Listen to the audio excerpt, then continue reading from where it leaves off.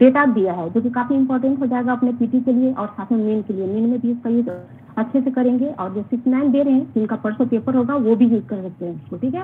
तो वित्त मंत्रालय ने बताया है कि जो हमारा जो ईयर जो बीता 2023, तो इसमें तो पूरे ईयर में 104.02 करोड़ लोग जो है किसी न किसी रूप में डीबीटी का यूज किया है। डीबीटी यानी डायरेक्ट बेनिफिट ट्रांसफर, ठीक है, तो इसका यूज किया है इन्होंने, ठीक। और डीबीटी के माध्यम से 2022-23 में सेंट्रल गवर्नमेंट और स्टेट गवर्नमेंट की जो एक टोटल जो स्कीम है वो टोटल है 1081। उसमें वो सेंट्रल और स्टेट गवर्नमेंट दोनों के स्कीमों के तहत तो 3.29 लाख करोड़ रुपए का भुगतान किया गया है लोगों को, ठीक है, विभिन्न तरह के स्कीमों के माध्यम से। उसके बाद इसमें बताया जा रहा है कि जो 1 ईयर में जो भी कैश ट्रांसफर किए गए हैं, तो एक लाभार्थी को औसतन 3,163 रुपया पड़ा है, ठीक है। उसके बाद बताया जा रहा है कि औसतन रोजाना 17,200 लोगों को कैश ट्रांसफर किया गया है। तो ये डेटा बहुत इंपॉर्टेंट है और ये पीटी में पूछ सकते हैं, तो ये डेटा आप लोग याद रखेंगे। साथ ही ये जब आप लोग जीएस पेपर 2 में जब इकोनॉमी से संबंधित लिखेंगे, अगर वहाँ पे डिजिटल इकोनॉमी से संबंधित कुछ देना होगा या डिजिटाइजेशन से संबंधित देना होगा तो ये आगे दे सकते हैं। साथ ही गवर्नमेंट जो है नीचे तबके तक अपने स्कीम को के फायदा को बताने के लिए नहीं, सोशियो इकोनॉमिक डेवलपमेंट दिखाना होगा, तब भी इसका यूज करेंगे, ठीक है। तो काफी इंपॉर्टेंट फैक्ट है ये पीटी और में दोनों के लिए।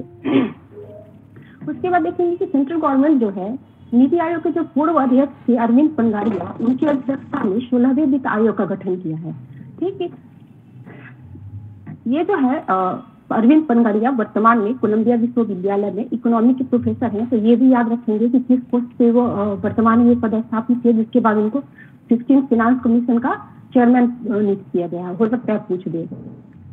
और वर्तमान में वित्त मंत्रालय में जो संयुक्त सचिव है ऋत्विक रजनाम, इनको जो है 16वें वित्त आयोग का सचिव बनाया गया है। तो सचिव का भी नाम आपको याद रखना होगा, क्योंकि न्यू अपॉइंटमेंट है तो किसी का भी नाम ये लोग पूछ सकते हैं, ठीक। और ये जो वित्त आयोग है 2026-27 से 2030-31 तक का केंद्र और राज्यों के बीच जो राजस्व का बंटवारा होगा उससे संबंधित रिपोर्ट देगा। ये अपनी रिपोर्ट जो है 31 अक्टूबर 2025 को सेंट्रल गवर्नमेंट को मतलब राष्ट्रपति को देगा, ठीक है।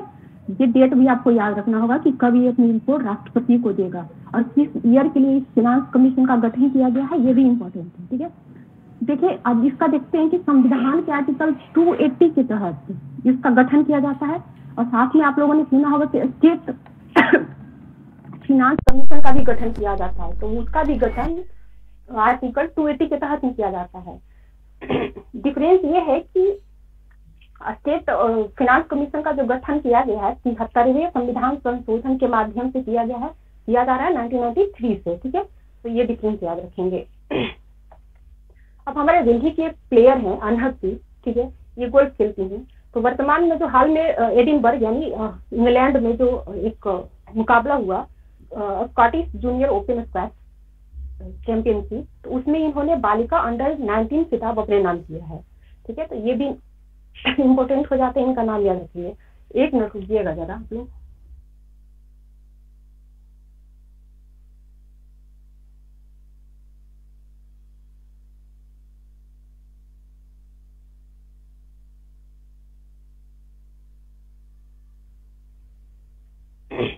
सॉरी, चलिए फिर से रिज्यूम करते हैं इसको।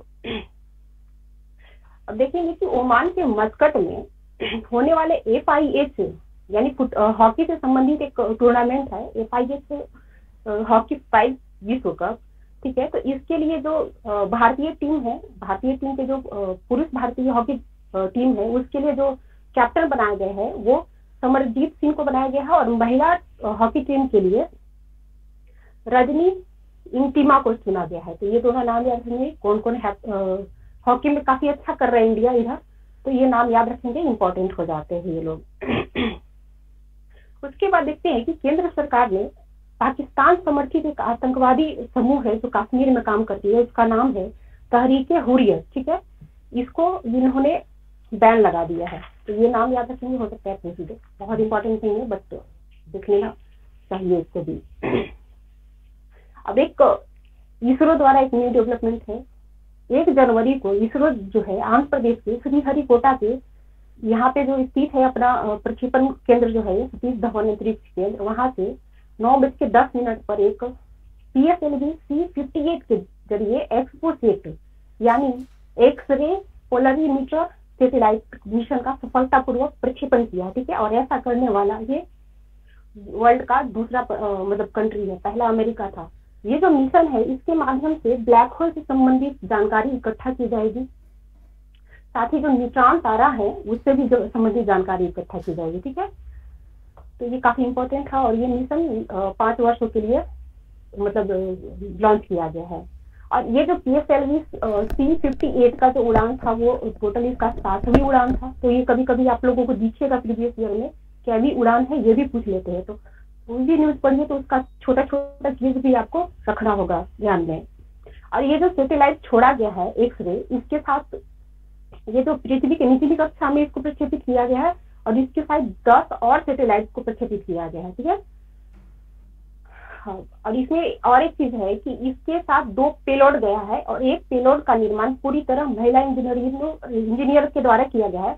तो इस पॉइंट को आप वहां पे देख सकते हैं, जब महिला सशक्तिकरण से संबंधित मेन में अगर कुछ दे रहे हैं पॉइंट तो वहां पे यूज करेंगे इसको। और नेक्स्ट देखते हैं कि 1 जनवरी को वृंदावन में राजनाथ सिंह के द्वारा तथा यूपी के CM योगी आदित्यनाथ के द्वारा देश का पहला बालिका सैन्य विद्यालय राष्ट्र को समर्पित किया गया है। इसके बारे में पहले मैंने बताया था, तो इसका स्थापना हो गया है, तो ये याद रखेंगे, इसका स्थापना वृंदावन में हुआ है। उसके बाद देखते हैं कि भारतीय राष्ट्रीय भुगतान निगम यानी NPCI ने सेकेंडरी मार्केट में UPI आधारित पेमेंट ब्लॉक सेवा शुरू की है। ठीक है, यह जो है सेवा पायलट आधार पर HDFC बैंक के माध्यम से शुरू की जाएगी। तो इस तरह का इकोनॉमी से संबंधित जो क्वेश्चन है वो पूछते हैं अक्सर, तो ये याद रखेंगे किस बैंक के माध्यम से ये शुरू किया जा रहा है, तो HDFC बैंक के माध्यम से। उसके बाद देखते हैं कि 1 जनवरी से सभी पैकेट उत्पादों पर निर्माण की तिथि और प्रति इकाई बिक्री मूल्य लिखना अनिवार्य हो गया है। पहले एक केवल जो डिब्बा बंद खाद्य पदार्थ जो आते थे उस पे लिखा जाता था, बट अब किसी भी तरह का अगर पैकेट बनाते हैं तो उसके बारे में डिटेल देना अनिवार्य कर दिया है सेंट्रल गवर्नमेंट ने, और ये 1 जनवरी से लागू हो गया है। एक अभी इंडिया का एक क्रिकेट ग्राउंड काफी फेमस हुआ है, उसका नाम है मुलालामपुर क्रिकेट स्टेडियम। ये चंडीगढ़ में हो सकता है इसके बारे में पूछ दे। अभी IPL को लेकर इसको तैयार किया जा रहा है और एक अंतरराष्ट्रीय लेवल का ये क्रिकेट प्ले ग्राउंड बनाया जा रहा है, तो जिसकी वजह से ये काफी पॉपुलर हो रहा है, तो इसको याद रखेंगे ये कहाँ पे है। उसके बाद देखते हैं कि मुंबई में जो सबसे एशिया की जो सबसे बड़ी झुग्गी वाली जो बस्ती है धारावी, उसके पुनर्निर्माण के लिए गौतम अडानी की company Dharavi redevelopment project private limited ने अमेरिका की डिजाइनिंग कंपनी शासा की, ब्रिटेन की कंसल्टेंसी फर्म ब्यूरो हेपोल्ड्स और आर्किटेक्ट हफीज कॉन्ट्रैक्टर के साथ समझौता किया। तो देखा होगा ना, किसी एग्जाम में पूछा था कि एशिया का सबसे बड़ा झुग्गी बस्ती वाला एरिया कौन सा है। ठीक है, ये धारावी हमेशा पॉपुलर रहता है, तो इसलिए याद रखेंगे कि इसके रीडेवलपमेंट के लिए जो गौतम अडानी है वो किस किस कंपनी के साथ समझौता किए हैं। ठीक है, उसके बाद देखते हैं कि राम मंदिर जो अभी 22 जनवरी से जहाँ पे मतलब ओपन किया जाएगा, ठीक है, तो वहाँ पे जो मूर्ति स्थापित होंगे तो उसके लिए एक मूर्ति का सिलेक्शन किया गया है। तो ये जो मूर्तिकार है वो कर्नाटक के मैसूर के रहने वाले हैं और इनका नाम है अरुण योगीराज। ठीक है, तो ये नाम इम्पोर्टेंट हो गया है, अरुण योगीराज, हो सकता है पूछ दे, और ये भी पूछते कि किस स्टेट से बिलोंग करते हैं, तो कर्नाटक से, और नाम है अरुण योगीराज। उसके बाद देखते हैं ये भी याद रखेंगे कि ये जो अरुण योगीराज है ना, मैसूर राजघराने के जो मूर्तिकार हैं उनसे संबंध है इनका। ठीक है, उसके बाद देखते हैं कि उत्तर गुजरात के मेहसाणा जिले में स्थित मोढेरा सूर्य मंदिर, मोढेरा का तो नाम आप लोग जानते हो, काफी फेमस है।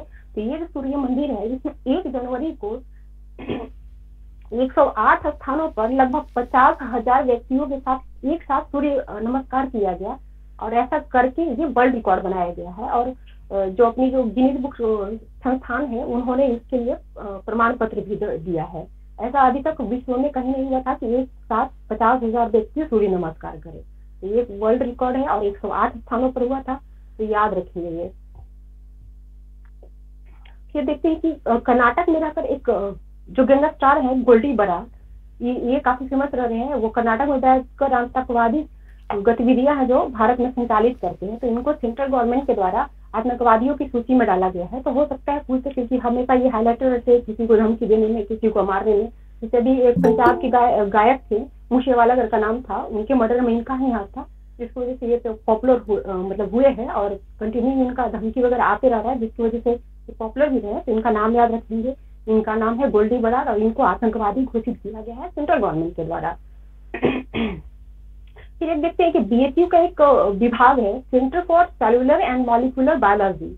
इसके जो वैज्ञानिकों का दल है वो अगस्त 2023 में लद्दाख में कुछ सर्वे किया था। तो उस सर्वे में इन्होंने पाया है कि लद्दाख के जो पर्सन है उनके जो जीन है वो है जो लद्दाख में जो रहने वाले लोग हैं उनके जीन में भारतीय, नेपाल, ठीक है, और भूटान के लोगों का जीन पाया गया है। तो इससे क्या होता है कि चाइना जो बार बार दावा करता है कि लद्दाख मेरा है और इसका मतलब पुरानिक रूप से जो संबंध है चाइना से है, तो उसको एक बहुत बड़ा ये धक्का लगा है। ठीक है, तो ये जब कभी इंटरनेशनल रिलेशन दिखेंगे चाइना के साथ, तो वहाँ पे बताएंगे कि किस तरह से वो परेशान करता है और बोलता है कि लद्दाख मेरा है और ये हमारा होने के लिए बार बार डिमांड आता है। तो ये वैज्ञानिकों ने भी प्रूव किया है कि लद्दाख का जो में रहने वाले जो इंसान है उनका जी भारतीयों से मिलता है, तो ये भारत का ही पार्ट है। ठीक है, तो वहाँ पे ये हेल्प करेगा, इसको यूज कर सकते हैं। और ये जो अध्ययन है ना, ये अध्ययन जो है ये अमेरिका की एक पत्रिका है नेचर, उसमें प्रकाशित हुआ है। तो ये भी आज काफी रेपुटेड पत्रिका में प्रकाशित हुआ है, तो इस रिपोर्ट का मतलब वैल्यू भी बढ़ता है। ठीक है, उसके बाद देखते हैं कि ऑस्ट्रेलिया के बल्लेबाज डेविड वार्नर हैं। इन्होंने टेस्ट और वनडे से संन्यास लिया है और ये T20 खेलते रहेंगे। तो ऑस्ट्रेलिया के यहाँ काफी फेमस है, तो हो सकता है इनके बारे में पूछ दे, तो याद रखेंगे डेविड वार्नर है और ऑस्ट्रेलिया से संबंधित होंगे। उसके बाद देखते हैं कि बांग्लादेश के एक यूनिट अपने मोहम्मद यूनुस काफी पॉपुलर है, इनको इकोनॉमी का नोबेल पुरस्कार भी मिला था, जिसकी वजह से काफी फेमस हुए थे।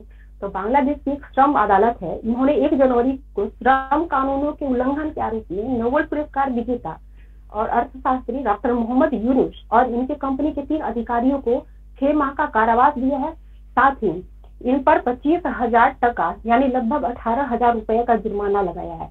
अगर ये पर्सन ये रुपए जुर्माना का जो रुपए नहीं देते हैं तो इनको एक्स्ट्रा 10 दिन का और कारावास मिलेगा। ठीक है, तो ये काफी फेमस हो गए हैं अभी ये देने के कारण। और इनको जो है 2006 में इकोनॉमी का नोबेल पुरस्कार दिया गया था। ठीक है, उसके बाद देखते हैं कि 1 जनवरी को जापान के इशिकावा तट और उसके नजदीक जो प्रांत है वहां पे लगभग शाम के 4 बजे लगातार 21 भूकंप आए हैं और उनका सबका जो रिक्टर पैमाने पर जो तीव्रता थी वो 4+ था और एक का 7+ था, जिसकी वजह से वहां सुनामी जैसा मतलब स्थिति बना और लगभग 50 लोगों की मृत्यु हुई है।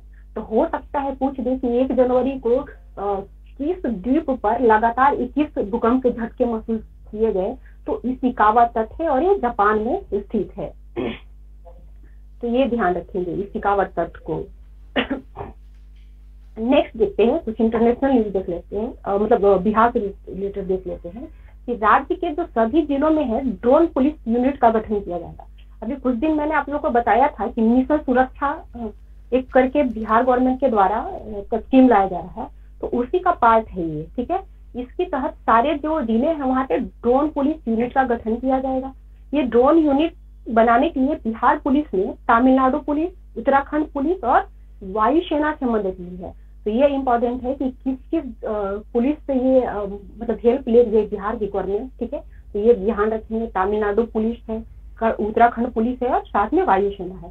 तमिलनाडु पुलिस जो है इसके पास एक्सपीरियंस है, ये अपने जो जितने भी तटवर्ती है इसके जो पार्ट है उसका ये लोग निरीक्षण और मुआवना जो है ड्रोन के माध्यम से करती है, इसीलिए गवर्नमेंट यहाँ भी उसका हेल्प ले रही है ताकि दियारा क्षेत्र में जो अवैध कारोबार होते हैं बहुत तरह का, उसका ये लोग निरीक्षण करें और उसको मतलब सही करने में हेल्प ले। ठीक है, उसके बाद देखते हैं कि ली मार्शल आर्ट के तत्वाधान में पटना में संपन्न RABFD मेमोरियल राज्य कराटे चैंपियनशिप में 21 प्रतिभागियों ने बिहार के हैं ये सारे कोई ना कोई मेडल जीता है और इसमें से 8 लोगों ने गोल्ड मेडल जीता है।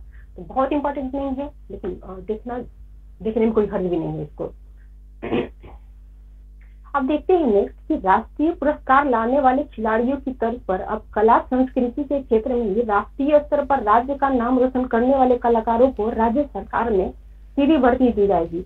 अब लोगों ने सुना होगा कि ये बिहार गवर्नमेंट जो है मेडल लाओ नौकरी पाओ की एक स्कीम चलाती है, यानी जो भी यहाँ के खिलाड़ी हैं अगर राष्ट्रीय लेवल पे मेडल जीतते हैं तो उनको सीधे ऑफिसर बनाया जाता है, गजेटेड ऑफिसर बनाया जाता है। ठीक है, तो अब उसी के आधार पर जो यहाँ पे कलाकार हैं, जैसे मधुबनी पेंटिंग हुआ, इस तरह को मतलब पेंटिंग है जो कला है उससे संबंधित जो भी कलाकार है अगर वो राष्ट्रीय लेवल की प्रतियोगिता में मेडल जीतते हैं या हाईलाइटेड होते हैं तब उनको भी गवर्नमेंट यहाँ नौकरी देगी। तो काफी इंपॉर्टेंट है ये भी। ठीक है, नेक्स्ट देखते हैं आज का न्यूज देख लेते हैं। ये तो एक दो का था, आज का देखते हैं कि केंद्र सरकार ने कहा है कि महिला कर्मचारियों को वैवाहिक विवाद के मामले में जो पति के बजाय अपने बच्चों को पारिवारिक पेंशन के लिए नामित कर सकेगी। जैसे मान लो कि कोई शादीशुदा औरत है, ठीक है, और उसका अपने पति से विवाद चल रहा है, तो उस स्थिति में अब वो पेंशन के लिए किसे नामित कर सकती है। पहले तो ऐसा रूल था कि केवल पति ही पेंशन के हकदार होंगे या पत्नी हकदार होंगे। ठीक है, बट अभी सेंट्रल गवर्नमेंट की जो विभाग है उसने एक राहत देते हुए बताया कि इस तरह के अगर मामला चल रहे हैं तो इस तरह के मतलब महिला जो कर्मचारी है वो अपने बच्चों को नामित कर सकती है पारिवारिक पेंशन के लिए। ठीक है, और ये जो पेंशन है वो केंद्रीय सिविल सेवा पेंशन अधिनियम 2021 के नियम 50 के तहत दी जाती है। ठीक है, तो ये भी याद रखेंगे कि किस अधिनियम के तहत ये पेंशन प्राप्त मतलब किसमें संशोधन करके ये पेंशन का जो है रूप जो चेंज किया गया है, तो वो है केंद्रीय सिविल सेवा पेंशन अधिनियम 2021 का नियम 50। ठीक है, और ये जो चेंजेस किया गया है पेंशन और पेंशन भोगी कल्याण विभाग, सेंट्रल गवर्नमेंट की विभाग है जो पेंशन से संबंधित वर्क करती है, तो उन्होंने ये नियम चेंज किया है। ठीक है, उसके बाद देखेंगे कि कल वो ट्रकों की हड़ताल हो गई थी, तो उसका रीजन था कि भारतीय अभी जो हाल में जो चेंज किया गया है एक्ट में, तो उसी में एक है भारतीय न्याय संहिता।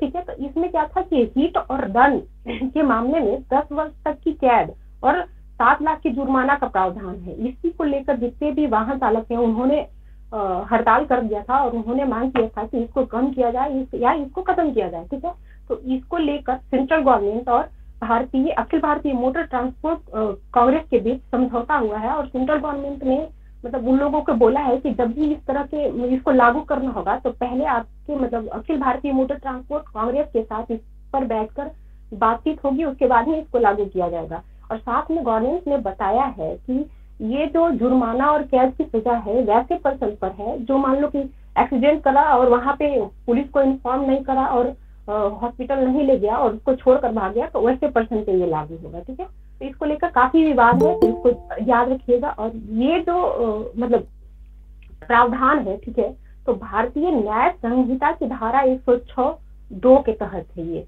तो ये काफी हाईलाइटेड हो गया है, इसको याद रखेंगे क्योंकि अंदर ये लोग घुस कर पूछ रहे हैं बीपीएससी, तो ये धारा याद रखेंगे कि भारतीय न्याय संहिता की धारा 106(2) के तहत हिट एंड रन के केस में 10 लाख की जुर्माना प्लस 7 लाख की 10 साल की कैद प्लस 7 लाख की जुर्माना का प्रावधान है। ठीक है, तो ये धारा याद रखेंगे, मेन इसमें यही है।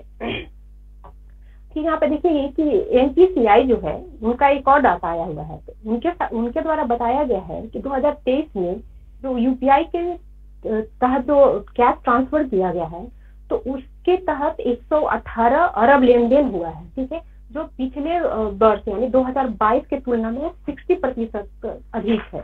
और ये जो यूपीआई के माध्यम से जो कैश ट्रांसफर हुआ है वो लगभग 182 लाख करोड़ है, जो 2022 की तुलना में 44% अधिक है। तो ये दोनों डाटा काफी इंपॉर्टेंट है, दोनों में से मतलब पूछ सकता है, तो दोनों को मिलाकर एक जगह नोट कर लेंगे और इसको रिवाइज करते रहेंगे। उसके बाद देखते हैं कि सेंट्रल गवर्नमेंट के द्वारा बताया गया है कि अभी जो हमारा जो तिमाही बीता है, चीनी का तिमाही अक्टूबर से दिसंबर, उसके दौरान देश में चीनी उत्पादन जो है 7.7% कम हुई है। तो ये भी इम्पोर्टेंट है, कभी कभी इस तरह का क्वेश्चन पूछते रहते हैं, तो इसको देखेंगे। पहले तिमाही में जो है चीनी का जो उत्पादन हुआ है इंडिया में वो 112 लाख टन हुआ है। ठीक है, और उत्पादन ये जो चीनी का जो वित्त वर्ष चल रहा है अपना इंडिया में, तो उसमें उत्पादन टोटल उत्पादन का जो अनुमान रखा गया था सेंट्रल गवर्नमेंट के तहत द्वारा, तो वो था 305 लाख टन। ठीक है, जो 2022-23 में 330.90 लाख टन था, जिससे कि कम अनुमान है। और हमारे देश में जो चीनी वित्त वर्ष है वो अक्टूबर से सितंबर तक चलता है, तो इसको याद रखेंगे, हो सकता है ये पूछ ले, अक्टूबर से सितंबर तक चीनी वित्त वर्ष चलता है, ठीक है। उसके बाद देखते हैं कि घरेलू स्तर पर उत्पादित कच्चे तेल पर जो है विशेष अतिरिक्त उत्पाद शुल्क के रूप में लगाया जाने वाला कर 1300 रुपए से बढ़ाकर 2300 रुपए कर दिया गया है। उसके बाद देखते हैं कि 2014-15 से 2023-24 के दौरान इंफ्रास्ट्रक्चर सुविधा के विकास पर टोटल 43.9 लाख करोड़ रुपया खर्च किया गया है, जो 2004-5 से 2013-14 के दौरान किए गए खर्च 12.39 लाख करोड़ से लगभग 4 गुना अधिक है, ठीक है। तो ये पॉइंट काफी मतलब हेल्प करेगा जब आप यहाँ पे इंफ्रास्ट्रक्चर डेवलपमेंट दिखाएंगे मेन में, अगर पूछता है क्वेश्चन तो वहाँ पे काफी हेल्प करेगा कि किस तरह इंफ्रास्ट्रक्चर को बढ़ाकर इकोनॉमी को स्ट्रॉन्ग कर रही है गवर्नमेंट, ठीक है। तो वहाँ पे यूज करेंगे। इसी रिपोर्ट में बताया गया है कि वर्ष 2013-14 से लेकर 2023-24 के दौरान इंफ्रास्ट्रक्चर पर खर्च होने वाली पूंजीगत व्यय में 533% की वृद्धि हुई है। ये डाटा सारा बहुत इंपॉर्टेंट है, क्वेश्चन बन सकता है पीटी में, तो इसको मतलब याद रखेंगे, बार बार रिवाइज करेंगे आप लोग। फिर एक आरबीआई के द्वारा कुछ गाइडलाइन जारी हुआ है, उसमें बताया गया है कि 6% तक अगर कोई बैंक शुद्ध एनपीए दिखाती है तो अपने लाभांश की घोषणा कर सकती है, ठीक है। पहले 2022 में ये जो गाइडलाइन था उसके माध्यम से उन्होंने बोला था कि अगर किसी बैंक का जो एनपीए 7% तक रहेगा शुद्ध एनपीए, तब वो अपने लाभांश को दिखाएंगे, बस उसको इस बार कम करके 6% कर दिया गया है, ठीक है। तो इसको याद रखेंगे। उसके बाद देखते हैं कि अपने जो आरएसएस है यानी राष्ट्रीय स्वयं सेवक संघ, इसके जो प्रचारक है और भाजपा के किसान मोर्चा के राष्ट्रीय संगठक है हृदय नाथ सिन्हा, इनका निधन हो गया है। काफी मतलब इम्पोर्टेंट है ये, बट देखने में भी बुराई नहीं है इनको। फिर अभी देखते हैं ब्रिक्स को लेकर काफी मतलब चर्चा में रहा है। ब्रिक्स जो है अब पहले 5 कंट्री की संस्था थी, अब टोटल 10 कंट्री की संस्था हो गई है, ठीक है। तो 1 जनवरी से ब्रिक्स के जो नए 5 कंट्री सदस्य बने हैं वो हैं मिस्र, इथोपिया, ईरान, सऊदी अरब और यूएई यानी संयुक्त अरब अमीरात, ठीक है। ये तो अगस्त 2023 में जोहान्सबर्ग में जो इसका शिखर सम्मेलन का आयोजन किया गया था, ठीक है। तो उसमें मतलब सदस्य देश के द्वारा एक प्रस्ताव पारित किया गया था, उसमें बताया गया था कि 6 कंट्री मतलब ये जो सदस्य बन गए इसके साथ एक अर्जेंटीना थी, 6 कंट्री को 1 जनवरी 2024 से नए सदस्य के रूप में इस समूह में शामिल किया जाएगा। लेकिन अर्जेंटीना में अभी गवर्नमेंट चेंज हुई है और वहां के जो राष्ट्रपति हैं जेवियर माइली, इन्होंने ब्रिक्स में शामिल होने का प्रस्ताव था अर्जेंटीना का, वो वापस ले लिए, जिसकी वजह से 5 ही कंट्री को इसका सदस्य बनाया गया है। तो ये इम्पोर्टेंट हो गया है मेन के लिए भी और पीटी के लिए भी। हो सकता है चेंजेस हुआ है तो अगला जब तरीके आप लोग दे रहे होंगे तो वहाँ पे ब्रिक्स पे क्वेश्चन देखने को मिलेगा, क्योंकि ब्रिक्स पे ज्यादा फोकस रहता है इनका, इंडिया उसका पार्ट है, ठीक है। तो ये देखेंगे। अब पीटी के लिए तो बहुत इंपॉर्टेंट है, ये तो रहेगा क्वेश्चन इसमें। साथ ही अर्जेंटीना भी हाईलाइटेड है, तो वहाँ जो न्यूली गवर्नमेंट जो बनी है, जो वहाँ पे चेंज हुआ है राष्ट्रपति वगैरह, तो उनका भी नाम आपको याद रखना होगा। उसके बाद देखते हैं कि लेबनान की जो राजधानी है बेरूत में, ठीक है, वहाँ पे इजरायली ड्रोन के हमले से हमास के जो वरिष्ठ नेता हैं सालेह अल अरौरी, उनका मतलब मृत्यु हो गया है। तो ये भी मतलब याद रखेंगे, काफी मतलब वरिष्ठ नेता थे हमास का, तो हो सकता है इनके बारे में पूछ दिए। उसके बाद देखते हैं त्रिनिदाद और टोबैगो के जो पूर्व प्रधानमंत्री हैं वासुदेव पांडे, उनका निधन हो गया है। और त्रिनिदाद और टोबैगो का जो राजधानी है वो पोर्ट ऑफ स्पेन है, और इस कंट्री का मतलब ये कंट्री जो बनी थी वो 1962 में बनी थी, ये भी याद रखेंगे। उसके बाद देखते हैं कि ब्रिस्बेन इंटरनेशनल टूर्नामेंट में डोमिनिक थिएम को हराकर राफेल नडाल जो है अपने कैरियर का 1059वीं जीत दर्ज की है, और ऐसा करने वाले वो मतलब सर्वाधिक टूर लेवल पर जो सर्वाधिक जीत का रिकॉर्ड बनाने वाले 4थे पर्सन हो गए हैं, ठीक है। इन्होंने जो 1069वीं जो जीत दर्ज की है, तो इन्होंने अमेरिका के एक है प्लेयर इवान लेडल, इनको पीछे छोड़ा है, ठीक है। तो ये भी इंपॉर्टेंट हो जाते हैं, तो इनको भी याद रखेंगे। और जनरली इनसे इस तरह के प्लेयर से पूछते रहता है क्वेश्चन, तो ये ध्यान में रखेंगे आप लोग। फिर यहाँ पे देखेंगे कि जो वर्ल्ड कप में अफगानिस्तान के क्रिकेट टीम के द्वारा जो मतलब अच्छा प्रदर्शन किया गया, उसको देखकर वहाँ की जो वर्तमान कोच थे अमेरिका के सॉरी इंग्लैंड के जोनाथन ट्रॉट, इनके कार्यकाल को 1 साल और बढ़ा दिया गया है। तो हो सकता है पूछ दे, और कभी आप लोगों ने देखा होगा किसी को मतलब पूछा हुआ है इस टाइप के क्वेश्चन, वो लोग पूछते हैं कि अफगानिस्तान क्रिकेट टीम के मुख्य कोच कौन है, ठीक है। तो अभी ये हाईलाइटेड हुए हैं, इनका कार्यकाल बढ़ाया गया है, तो हो सकता है पूछ लें, तो इसको याद रखेंगे। उसके बाद देखते हैं बिहार से कुछ न्यूज, ठीक है। आज का इसमें बताया जा रहा है कि 2002-3 से 2022-23 के बीच त्रिस्तरीय पंचायत जो है उसके विभिन्न खातों में लगभग 26,183 करोड़ रुपए से अधिक राशि पड़ी हुई है। यानी इनको खर्च करने के लिए, पंचायती राज में इसको खर्च करके डेवलपमेंट के लिए मिला गया है, कि इसका खर्च ना हुआ है और ये अभी भी पड़ी हुई है, ठीक है। तो जब पंचायत में खामी आप दिखा रहे होंगे, जब जीएस पेपर 2 में आप सेक्शन 1 का पॉलिटी सेक्शन जब आप लिख रहे होंगे, तो जो पंचायती राज से संबंधित अगर क्वेश्चन और उसमें कमियां दिखाएंगे, तो इस पॉइंट का आप लोग वहां पे यूज करेंगे। और हाँ, दूसरी बात की मेन में आपको पूरा फैक्ट याद नहीं रखना है। जैसे यहाँ 26,183 करोड़ है, तो आप इसको लगभग 26,000 वहां पे लिख सकते हैं, ठीक है। तो वहां पे आप दिखाएंगे कि यूज ना होने की वजह से पंचायती राज मतलब पीछे चल रही है, तो इसको यूज करके उसका डेवलपमेंट किया जा सकता है, ठीक है। अब यहाँ पे उद्योग डेवलप से संबंधित बिहार की गवर्नमेंट जो है एक नया इनिशिएटिव ली है। उन्होंने बताया, यहाँ की गवर्नमेंट जो है, पहले क्या होता था कि अगर रात में कोई इंडस्ट्री चल रही है तो उनको बिजली दर जो है उससे कम प्राइस देना होता था, बट अब ये चेंज कर दिया गया है। अब इन्होंने दिन में जो इंडस्ट्री चलेगी और बिजली का खपत करेगा, तो उसको कम दर देना पड़ेगा बिजली का, और जो रात में चलेगी तो उसको बिजली दर जो सामान्य है उससे अधिक देना पड़ेगा, और एक टाइम के बाद उनको सामान्य देना पड़ेगा। तो इसको 3 टाइम जोन में इन्होंने बांटा है। तो उसमें बताया गया है कि दिन में अगर 9 से 5 बजे शाम तक अगर उद्योग का संचालन होता है, तो जो बिजली खपत होगी तो और जो सामान्य दर है उसका 80% ही दर भुगतान करना होगा गवर्नमेंट को, बिजली मतलब उद्यमियों को, ठीक है।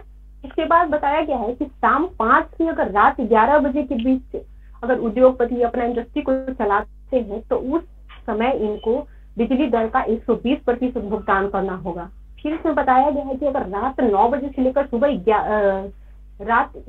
से लेकर सुबह 9 बजे तक अगर उद्योग चलाते हैं, तो उनको सामान्य दर यानी 100% बिजली दर का ही भुगतान करना होगा। तो ये भी इम्पोर्टेंट है, इसको भी याद रखेंगे और इसका यूज भी आप मेल में करेंगे, ठीक है। चलिए ठीक है, अब इधर 2024 का इतना ही था। फिर अब थोड़ा सा इसको रिवाइज कीजिए आप लोग। ये बताइए कि वित्त मंत्रालय की एक रिपोर्ट आई है, तो उसके अनुसार कितने लोगों को डायरेक्ट बेनिफिट का मतलब लाभ मिला है, कितने करोड़ लोग हैं वहां पे।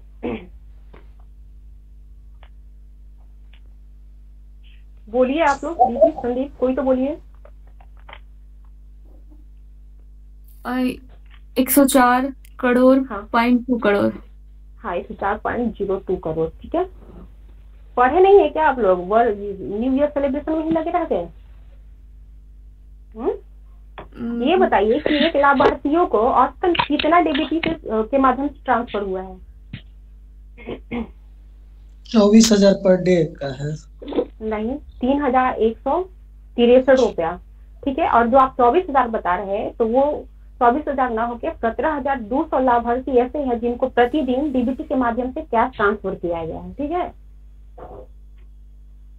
उसके बाद ये बताइए कि 16वें जो फिनांस कमीशन का गठन किया गया है, उसके अध्यक्ष